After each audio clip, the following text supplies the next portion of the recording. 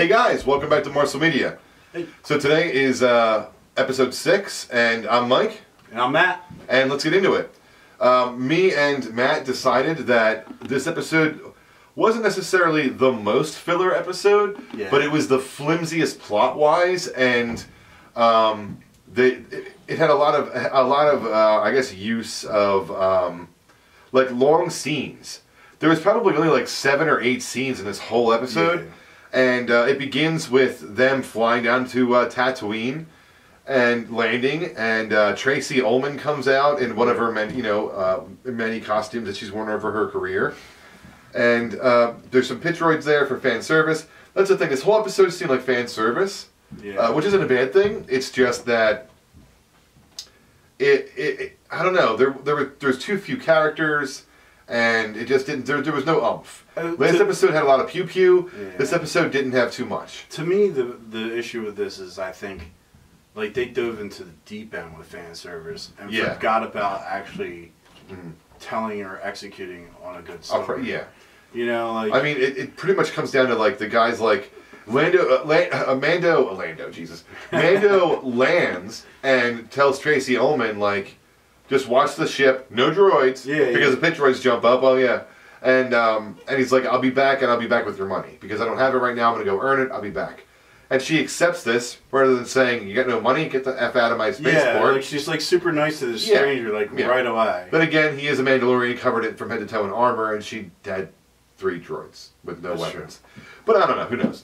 So she's like, all right, this is acceptable. It's gonna cost you. So the Mando ends up going to the Mos Eisley Cantina. That was kind of cool. Which was fun. Which was cool. Yeah, I liked revisiting that. Also, don't know if you guys noticed, last time we were there, they didn't allow droids. This time, the first thing you see is the bartender droid. Yes, right. So I thought that was a nice change of pace. Let's continually moving forward. He has the droid for work, and then we're introduced to this guy Toro, who's just some random character. We don't know. He's flipping a Republic coin, so we're assuming he's from the Republic. I was calling this guy Douchey McDouche. Douchey McDouche? Yeah, because from second one, and you know, I don't know if this was direction or execution on the lines, but the guy just rubbed me the wrong way. Overall, I just didn't like the way the character even was introduced. He basically just gets Mando to join up with him on a bounty for this like super tough woman who is played by Ming-Na Wen.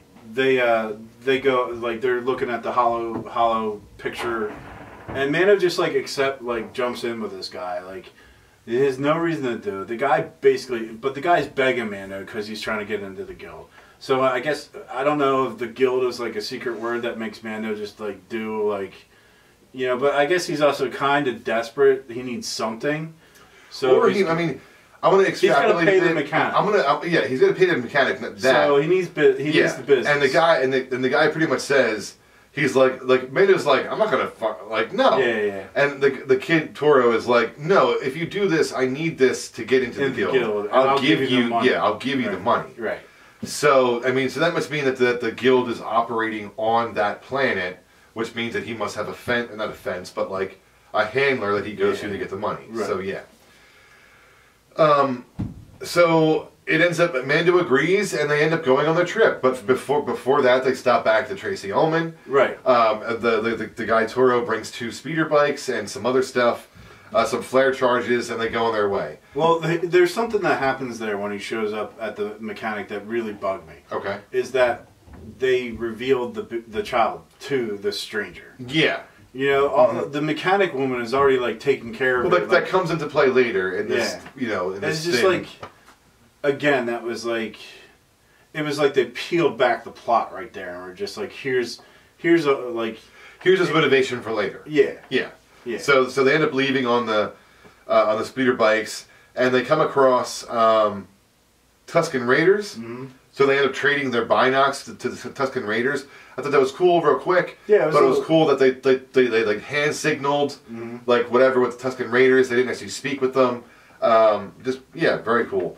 That was like the coolest thing because first of all I recognized them, And, you know, it was cool to see, like, a non-violent exchange with something you associate with violence. I think last time we saw Tusken Raiders, it was in Phantom Menace, and they took a pot shot at, well, not last time, but, you know, in our lives, chronologically. Right. I think it would have been Phantom Menace when they took a pot shot at Annie, or the racing pods. Yeah. Pod racing. Yeah. So so Mando and Toro continue onward, then they end up coming across a trap, which is a dewback, which is next to a guy's dead body. Yeah, and Mando goes out to investigate and gets shot at by Ming-Na, and ends up making it back to Toro. He gets shot. He gets shot though, but he says hits me in Beskar, so I'm good. So he gets shot. He has a ding too in himself too, which he cuts out later, I think. But they have to stay on the dune where they're at, the ridge or whatever, until nighttime, and then they'll make their way towards Ming-Na. So he brought flash charges, so they hop on the bikes and they end up. Yeah, so they end up in these little like foothill mountain things. You know, Mando's coming straight at Ming-Na Wen, and he's like throwing some of the flash things to blind her, and she is like having trouble with it. She has to reveal her face, right? And then Douchey McDouche ends up being behind her and says, you know, don't pull the trigger or whatever, or stick him up. So then she basically turns around and like throws a knife or something at him that she had hidden in her boot. Yeah, he blocks it. They get into a fight. Yeah, there's a little fisticuffs. And Mando has to catch up because she took his bike out. Yeah. Yeah. And so Mando catches up. Right as she has Toro in a headlock. Yeah. She's about to win. But Mando's like, I don't think so. Yeah. They get her in cuffs. They bring her away. So because she took out Mando's bike, Mando has to go travel back to get the dewback. In the meantime of him getting the dewback, I don't know why he doesn't trust Toro to get it. Yeah. I think Toro's like, what? You are like, you expect me to leave you here with my bounty, like, which is weird considering you trust him to even come along in the first place. This more experienced bounty hunter. It's just it's like I said, it's thin. It's like thin. I don't know. So Mando goes, gets the dewback, comes back. In the meantime, Toro says to Ming-Na's character, he just talks to her, whatever, and Ming-Na ends up filling him in like this Mandalorian betrayed the bounty hunters killed, still has a target with him, and is actively, you know, protecting this target. Yeah. If you kill him, you will be legendary. Which, you know, so then you'll be more than just like a member. You'll be legendary. Yeah. And so he ends up taking it back to, or he walks over to Ming-Na and he's like, thanks for telling me that. Bang. And just takes her out. All right? Yeah. Then he leaves. So you're assuming he's leaving to go get the child. Right. Right? Yeah. So Mando comes back, finds the dead body. Ah, shit. So immediately cuts to him in the spaceport with his gun drawn. Walks out, and then you see Toro would come out with Tracy Ullman, and the child in hand, all hostage-like and shit. And then it comes down to Mando's like, I'll throw the gun down. Yeah. It's no problem, whatever. Puts his hands up behind his head, exactly. Yeah. Tracy Ullman, Toro sends her over to put the cuffs on, and he puts something on his gun first off. He has one of those, flares. Yeah. But it's like one of those flashbangs. Yeah. Exactly. And he ends up pressing the button, and the flashbang goes off. I think it's also important to realize that he did it behind his head. Yeah. So because by doing it behind his head, his visor wasn't exposed to it, so he wasn't blinded. Okay. And that was like a quick little thing that they threw in there that he had to do it this way to keep from blinding himself, because the flash goes off. Douchey McDouche goes shooting straight into the cloud of smoke. Yeah. And then it cuts to the right of him or left of him, whatever. Yeah. And then there's... I think it's the right. It's the right. It's the right. And Mando's like, boom! There's Mando, and he shoots and kills him. And and kills him. The guy falls, and Baby Yoda goes flying. Baby Yoda goes flying out of his arms. No. I'm sorry. I got my turkey neck flinging around because I'm shaking my head too fast. No, you don't fuck around with Baby Yoda like that. Yeah, that was just don't like it. And then like they can't find him, and he comes peeking out all cute, big saucer eyes again. Tracy Ullman's like, oh, she picks him up. Yeah. Mando ends up going over and looting Toro's dead body. Yep. Thank God, bastard deserved it. Yeah, that little stack of cash was sitting there circling midair, and it's just like. Yeah, he had a loot glow to him, so Mando walked over and looted him. Yeah. But then he ends up walking back to Tracy Ullman, and he ends up pouring her. She like has Baby Yoda, credits, but he puts her hands out, and he like just pours a bunch of different credits in her hand. And she's like, that covered it. She's like, she wants to say, "Oh, it's more than enough." Yeah. That's what her face says, but her mouth is like, "Yep." I think so. Yep, we're good. I think that'll do it. Yeah, so they wrap it up, and they end up going back on the ship, and just pretty much flying off into you don't really know where. Right, and then right before the end credits, it fades from space, and you think it's going to end, and then it fades back to the desert, and you see a mysterious spurred boots walking up to Ming-Na Wen's dead body, and then. So then it fades. Then it goes to credits, and it's just like this little stinger that one of the more popular actresses in ABC TV right now is probably going to have some type of reoccurring role on this. Maybe, yeah, or at least another reoccurrence. If she's not dead, yeah, yeah. So there's a mysterious figure showed, and they're approaching that body. What was her name? Fennec Shand? Shade? Or yeah, Fennec Shand. Yeah, Fennec Shand that's what her name was in the show. It was Fennec Shand. So, I mean, overall, like, when I watched this episode, and I know, like, I think I rated last episode as a 5, like, to me, this is a little bit better.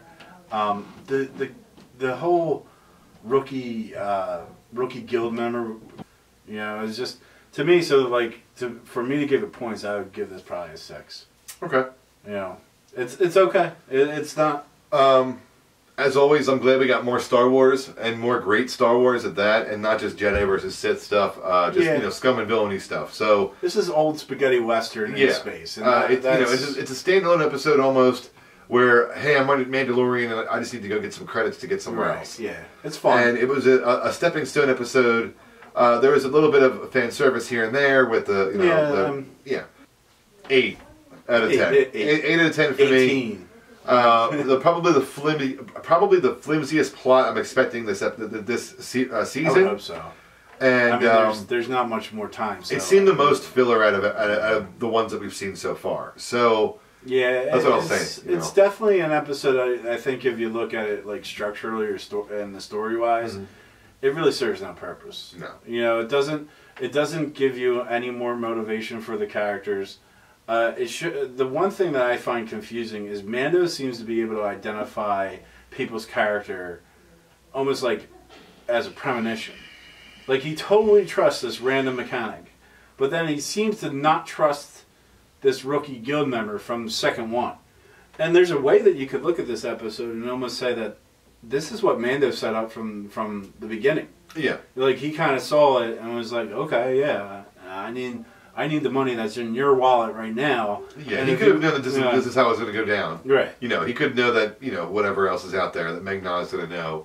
Or, Fennec Shan's going to know everything about him. I mean, it just seems like, like he knows it's probably a trap to save the body being dragged. And yet he just, like, runs out there, like, in his platinum metal sheen. Oh, well, his Beskar, which is like blaster resistant. I know, but still, it's just like... I know, but he has Beskar. Okay. He literally has plot armor. Like, I don't mean to, like... No, it is plot armor. I mean, it is in canon, in canon plot armor. Yeah. So... You give somebody Beskar, you have to give the show the benefit of the doubt when it comes to that, because they're legitimately telling you from day one, this is his plot armor. Yeah. But it doesn't matter, we're getting out in the left field. We're going to wrap this up right now. I'm Mike, and this is Matt from Russell Media. Appreciate you guys tuning in. Tune in next episode for episode 6, and catch you guys soon. Peace out. See you. Bye.